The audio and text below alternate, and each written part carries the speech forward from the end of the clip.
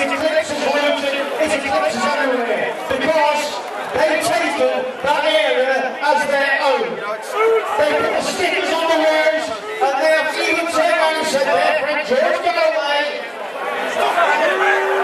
Yes, Mr. George Galloway and our friend Ramjan Chowdhury have both turned around and said the English Defence League dare not come to Tower Hamlets. I say we prove them wrong. I say spread the word. We will walk down Tower Hamlets High Street as a sea of red and white, a united force. We will push aside the hatred. We will push aside the paedophiles. We will push aside those who support terrorism on both sides of the ocean. And we will tell them that we will not have their way of life enforced down our throats.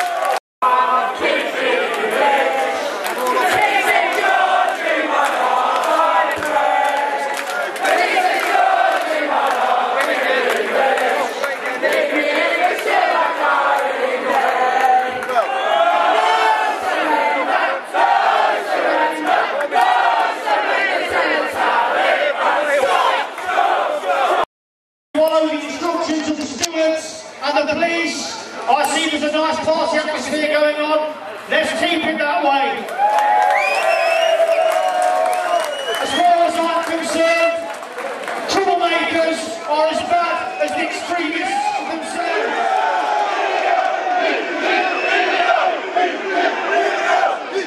Thanks very much for showing up today, it means a lot. It's great to be here. Massive shout out to Telford, Shropshire and United Midlands. Great organising, great commitment. Well done, that's all we can say. Give yourselves a round of applause. Massive. I'd just like to start today's proceedings with something that's extremely important. In the light of what's been happening lately in London, all over the country, in the riots, I witnessed a fantastic man, an unbelievable man, such a great man. I watched him speaking on the telly of his tragic loss. He lost his son and two of his son's friends. They were run over by some murdering scumbags, ferals that were looting and rioting.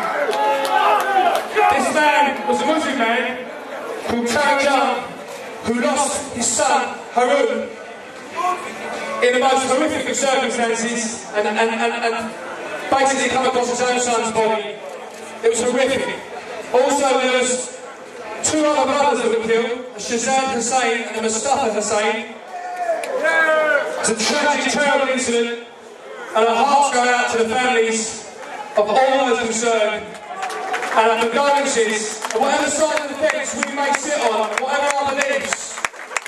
That man has lost his son, and that family have lost two of their sons, brothers, which is absolutely horrific. And I, for one, after watching him on the television, was absolutely shocked at how stoic he was in the face of absolutely his darkest hour. He lost his son and he's still called for peace and calm, and he still says, he maintains that he has no bad feeling towards the people that have done it. What an incredible man. What a fantastic man. A great man. What a great Muslim. And he's a credit to the entire Muslim world. There was also another man called Richard Bowes. I'm sorry about this paper because I can't get this wrong, I've got to get the names right.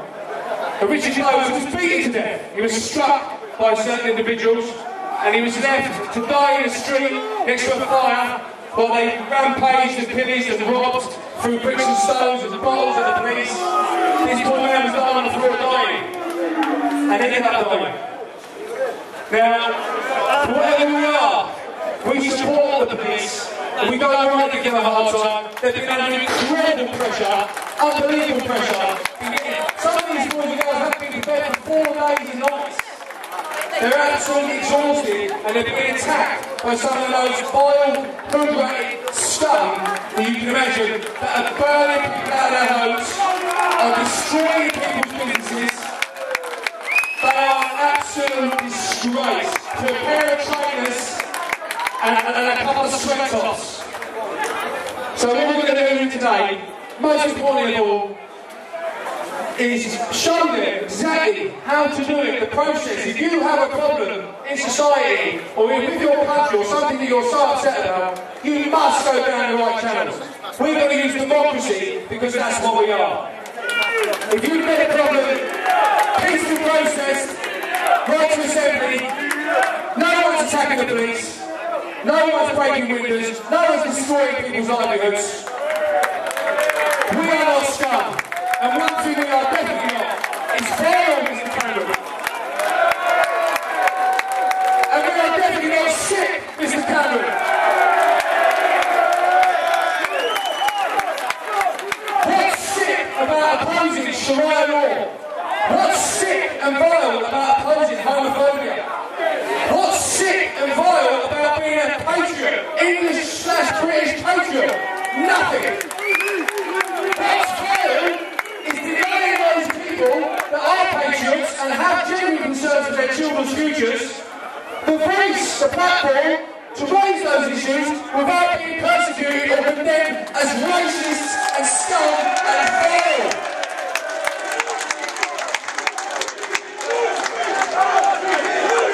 I'll tell you what's vile, in my eyes, what's vile is the two most important men in this country, David Cameron, our Prime Minister,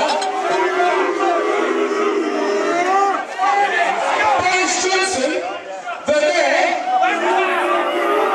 what a chocolate teapot it is. While London was burning, while the country was in chaos, absolute civil unrest and breakdown of order, he couldn't get himself off the sofa. And Boris Johnson, he couldn't do it either. And when they did make it back, they blamed the EDL. It's pathetic. Boris Johnson is walking around London, waiting for the broom. He's never swept out his own kitchen. Absolute joke. Well, I've got news to you, Mr. Cameron. We're going nowhere. All those MPs that call for us to be banned, you've got no chance. How are you going to ban the nation's people from being patriots? Never!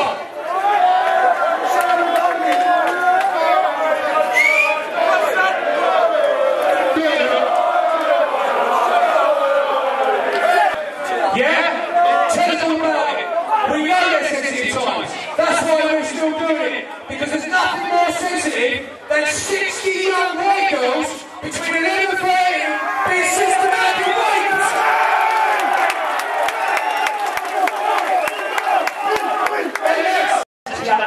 But why exactly do you fucking right to abuse those children?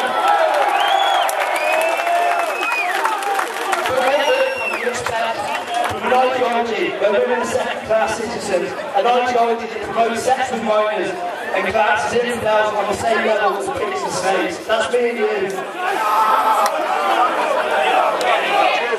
If there's no activity in the abuse of children that go on in the town, for the rural counties with a small Muslim population like Shropshire, at what level is this abuse going on in towns and cities with large or even majority Muslim population? Over the last few years, we have seen problems with Muslim grooming gangs in Blackburn, Blackpool, Preston, Derby, Rotherham and Rochdale. These are just some of the towns and cities that their communities have suffered under the hands of these sick, grooming paedophile gangs. Yet, the police and authorities still seem to deny that there is a problem. They would just prefer to sweep the whole problem under the carpet, rather than risk being flagged racist and keeping targeting Muslim communities. Your guess is as good as mine as what level of this abuse is going on over the UK. But it is only going to get worse unless we, the English Assembly, and people like us, make a stand and say, no, we will not tolerate this abuse, and it is not acceptable to target our young girl.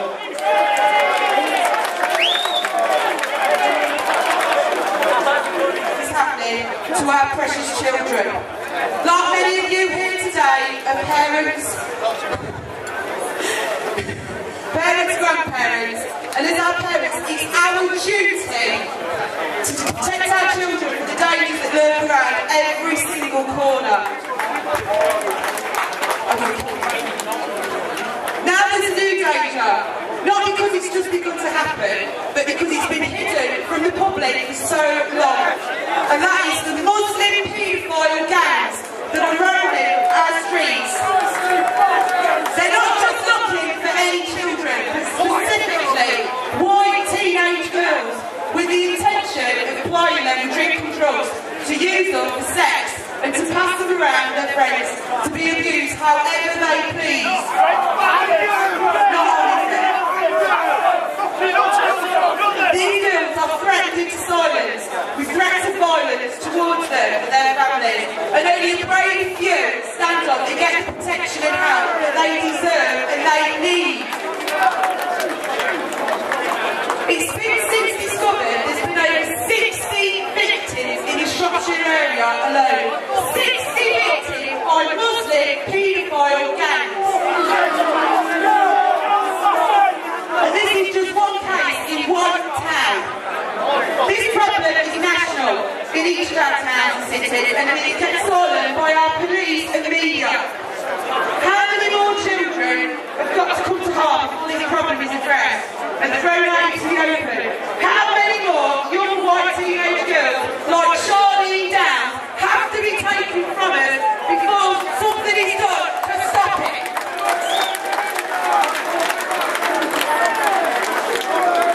As we all know, being a teenager is difficult, because you feel like an adult, you want so desperately to be one. So these gangs are using that knowledge to lure these girls into pure hell. These Muslim gangs will prowl around in their flash cars, which I have to say are usually not insured, but that's a different matter, isn't it? It has to be addressed officers. Or they have takeaway shops which are used as a base to commit these vile acts of paedophilia and gang rapes on these children. They are scumbags. The media and police have tried so hard to keep these cases from us.